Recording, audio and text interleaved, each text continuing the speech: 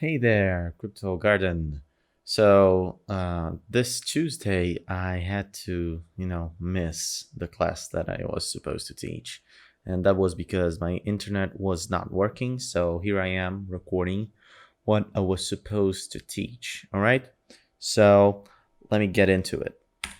So the class is supposed to be about time series forecasting, and we're gonna touch on what time series forecasting is. But first, um, what we can think about, and you know, I'll let you think about, when you're watching this, is that how can we use the data that we have to do anything meaningful when we're talking about financial markets? How can you do that? Do you have any ideas? If you do, write me up, just pause this video and send me a message about what you think. I would like to know that very much. So, time series forecasting is basically trying to use what you know about an asset, either it is like indicators or price data itself, and try to use that to project its behavior into the future, right? And when we're trying to do that, we face two main questions. So first, can we predict the future? I mean, that's hard to say, right? Often the things flip 180 degrees just when we're thinking that we got it, right? On Bitcoin, just when we're thinking, oh, this time I got it, I'm not gonna buy the tops and sell the bottoms, that's when we get screwed the most, right? And the second question is, does past data mean anything? And that's also, a bit hard to know because, well, any investor would tell you that past results do not guarantee future performance, right? Well, those two questions, they are basically part of a way bigger debate that is about the efficient market hypothesis versus the random walk hypothesis.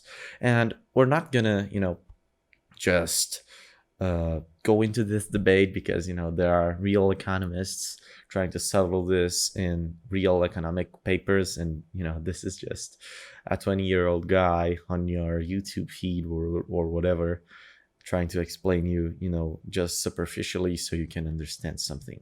But let's assume that we can just project the past trends into the future. Instead, we're not trying to predict it, but let's just assume that we're projecting the past trends into the future, right? Well, we have some tools for that. And those tools are basically ways to forecast your time series into the future. All right. So, first, the most basic of all are historical patterns. What are historical patterns? Well, it's basically when you grab that, candlestick pattern thing in TradingView and you paste the candlestick pattern into the future. Now you can grab that for maybe double tops, double bottoms, head and shoulders, and all that. And it's kind of the same thing. This is just a broad category, right? Well, when we're talking about those tools, we have to talk about what they assume, right? Because whenever you're making a prediction into the future, you gotta assume some things, and we gotta be conscious of what we're assuming. So with historical patterns, what you're assuming is that first, the market conditions are the same as the last time, and that the market players will react the same or in a similar way as price moves. Okay. Now, this has strengths and it also has weaknesses, right?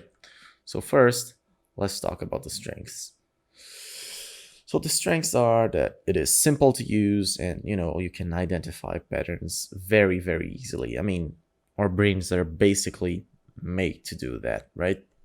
And the weaknesses are that, well, it's heavily subject to bias. If you're trying to confirm something, you just grab a pattern of when Bitcoin went up.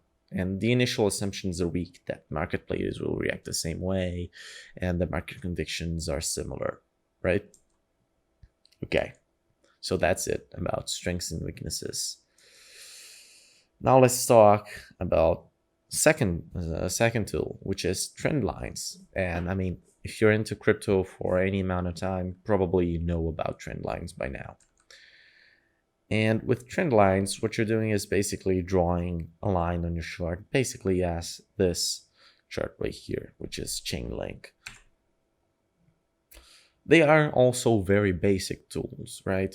And what they are assuming is that, well, first, the seller floor goes up linearly, meaning like the lowest price someone is willing to sell is going up kind of linearly, or the buyer ceiling, so the highest price that someone is willing to buy is going down linearly, right? And that's what is causing it to go up higher highs in a linear fashions, or go down with the lower lows in a linear fashion. Now, this also has strengths and weaknesses, and we're going to talk about a bunch of methods and all of their strengths and weaknesses. So first, the strengths. Well, it is very widely used, right? Very, very widely used, and it has lots and lots of contents on how to use them and how you can draw them. And it can be great for the short term, right? Just because many people are trading them, maybe bots even. And if you're trading on the short term, break of a trend line can be very meaningful. The weaknesses are that it is very subjective, right?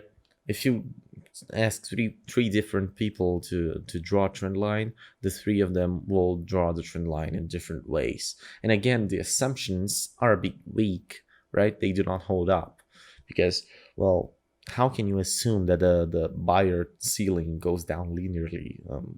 Why can you assume that? It is not as easy to assume something like that. Okay, so the next tool is moving average projection.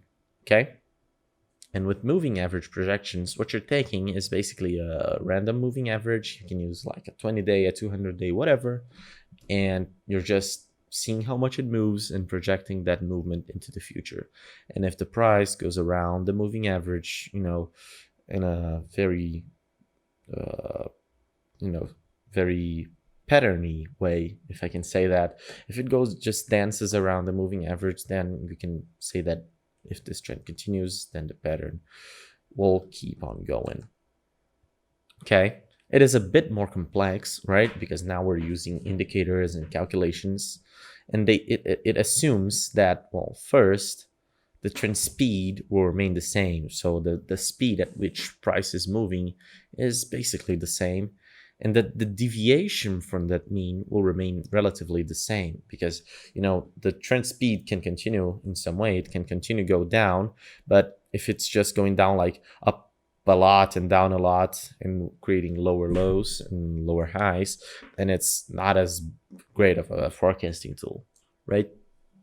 Well, the strengths and weaknesses of projecting a moving average. Well, first, the strength is that it's also quite easy to use, right? If you don't want to get technical, you can just use the moving average indicator, which is present in basically all charting websites, and you can draw the projection with your hand, right? Most of the time, it's quite easy to do that. You just kind of take the angle at which is declining or climbing, and then you just draw it.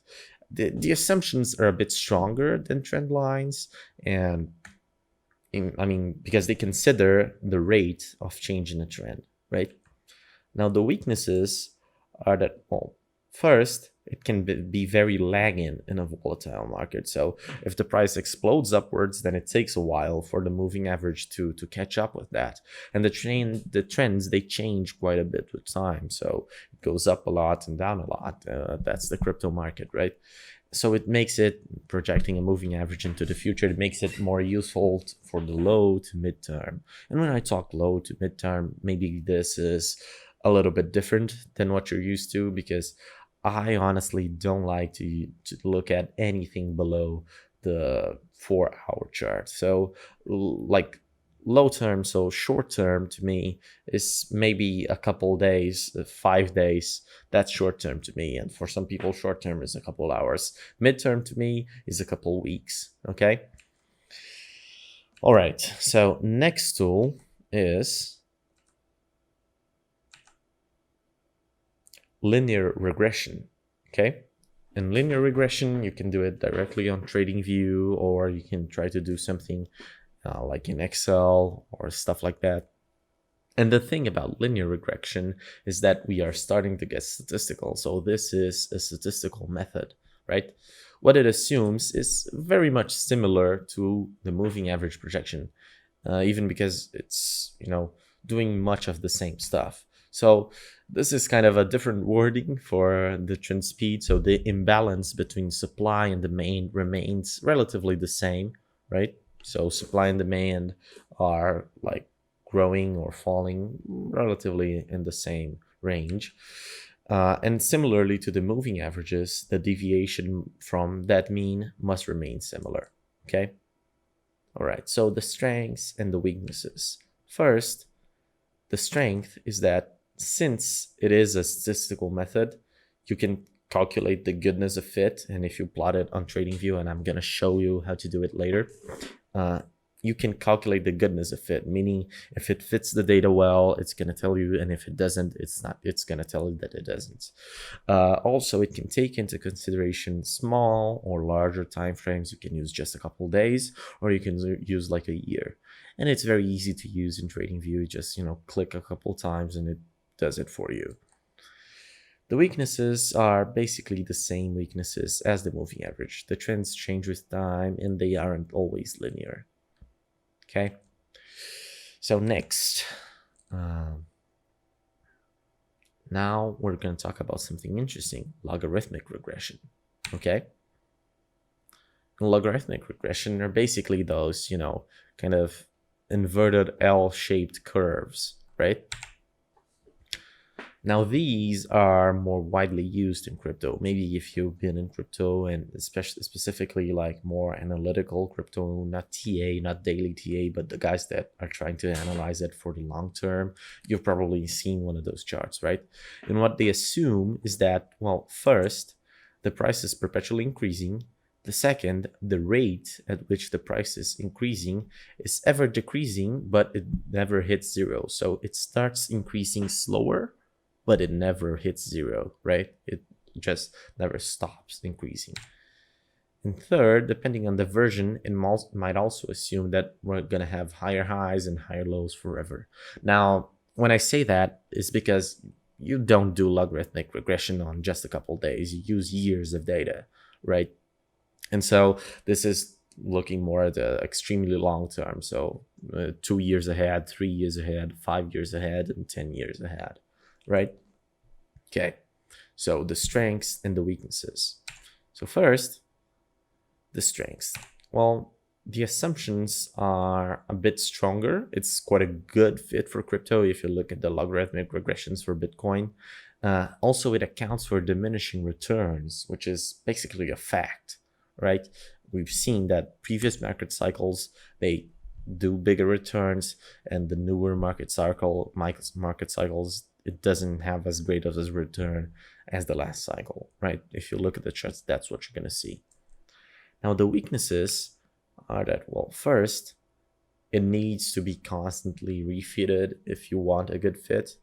Also, the bottom and top lines, if you're trying to do like a line for the bottom and the top, they have very few data points. Like we've had 4 tops on Bitcoin. So you have 4 data points to trace a line. That's not great. And also, it's only for the extremely long term. So for, as I mentioned, like 4 or 5 years, if you're trying to predict using logarithmic regression for the next couple of weeks, you're probably going to be wrong, okay?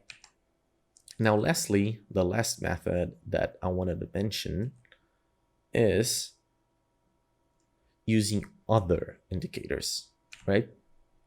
So what does this mean? So an example here is the stock to flow model by Plan B. Okay. So they range from basic to complex, and the assumptions, of course, they vary on the indicator that you're looking at. But, well, first, the assumptions that every single one of those have is that the rate of change in correlation between the indicator and the price is accounted for in some way. So if the correlation between the indicator and the price starts to fall off, then it must account for that. Or if it starts to increase, then it must account for that, right? Also, there needs to be some actual correlation. You can just, plot an indicator, try to make a regression of Bitcoin price based on, I don't know, like Nicolas Cage movies or something like that. You cannot do that. Now, this was, of course, an extreme example, but it needs to be well thought about, right? When you're not looking at price data. So what are its strengths and weaknesses? So first, the strengths. Well, it can account for a variety of factors that price alone just cannot account, like inflation, rates of, like the federal rates and wars and everything like that. The coin issuance, the activity on a network, right? And the underlying model, it can be quite a lot more robust than just using price. It can be more adaptive to different market conditions. And the weaknesses are that, well, a model can only be as good as its underlying assumptions, right? If you want to have a laugh, you can check the Plan B models and see that every single one of his models is wrong, right? And that he's predicting a 250K Bitcoin by the end of this cycle or something like that. And that makes just no sense, right? So the model can only be as good as the person who made it almost. So if the model is not well thought through and if the assumptions are weak, it's gonna be a weak and fragile model, okay? All right, so now let's go back to the beginning a little bit. And this is the main message. Like, if you only get one thing from this whole presentation, I want you to get this, right? All models are wrong, but some are useful. Now, this is, a very commonly said statistics phrase, but whenever you want to make some inference about the future, so projecting the future, thinking about what the future data might be, it is very, very important that you consider what you are assuming, if it is valid, if it is weak, and whether or not it makes sense for you to do what you're actually doing. Okay? So yeah, this was about it. This is the mind map that I created for this class. And I'm going to show you guys after this mind map here. So I'm going to post this mind map on the Crypto Garden Discord channel. I'm going to post the presentation if you guys want to. But I want to show you guys a couple very interesting indicators and how to use some of the tools that I mentioned. So first, the linear regression tool. So what you're going to do is you're going to go here where the trend line is. Then you can see here, regression trend, right? Then you just click once when you want it to start, and you click the second time when you want it to end. Now I have customized my thing to make it, a little bit more visually appealing. I have extended the lines, and well, this is it, okay? Also, if you look here, you'll see a little number, and this is the goodness of fit. So if it is closer to 1, then it is a better fit. And if it is, closer to 0, then it is a worse fit. So a good fit would be something like 0.9 or something like that. And a bad fit would be like 0.6, 0.7. And as you can see here, the trend is not that linear, okay? Okay, the second tool that I wanted to show you is this indicator that I have been coding, and I need to do a bunch of, fixing, but I'm going to post it on my GitHub for free, open source for anyone to use as they wish, right? Which is this one, MAs with derivative-based projections. And what it does is the projection of the moving averages. So here you have like the let me just toggle off this EMA here. But we have the 200 moving average. And this is how many periods it's taking for the rate of change, right? And this is the number of future bars that you want to project. So this here is the projection of the 200-week moving average, for example, right? And you can do with any moving average. There are many different moving averages here, any length that you want. And the maximum number of future bars, I think it's 500. Okay, so you can project that quite a bit into the future. Okay, The last tool that I wanted to show you is one that was developed by a friend of mine, I would say, which is Jay from the Daily Crypto Analysis YouTube channel, which is here. So he made a logarithmic regression of Bitcoin, but he also did it. And let me put on the log scale for it to, look the way it should look. So basically, what he did is that not only did he make the regression for the actual price of Bitcoin, but he made it for the realized price of Bitcoin. So if you want to know what realized price is, we've talked about it in some of our on-chain classes. So basically, realized capitalization, you can check it here on Chain Exposed, which is basically a website that does a bunch of what Glassnode charges you $800 a month, but it does for free for everyone. So basically, it is a measure of the average price paid for Bitcoin. Okay, basically that. And so he did the regression alone, not only with the Bitcoin price, but also with the realized price. And what you'll notice is that, let me just toggle this tire here, and let's toggle off the realized. Let's toggle off the price forecasts and these here. Which one is okay? So this is the realized price log regression, right? And it's not taking into consideration the actual price. And what you'll see is that it pretty much leaves out just the tip of the bubble data. So I think this is a more precise regression for the actual value of Bitcoin throughout the years. Okay. And yeah, this was about it. Now, all you got to do is leave me comments, leave me suggestions, questions. Whenever you can, just hit me on Discord and I'm going to answer it to you. Okay? Okay. See you. Thanks for watching this class and goodbye.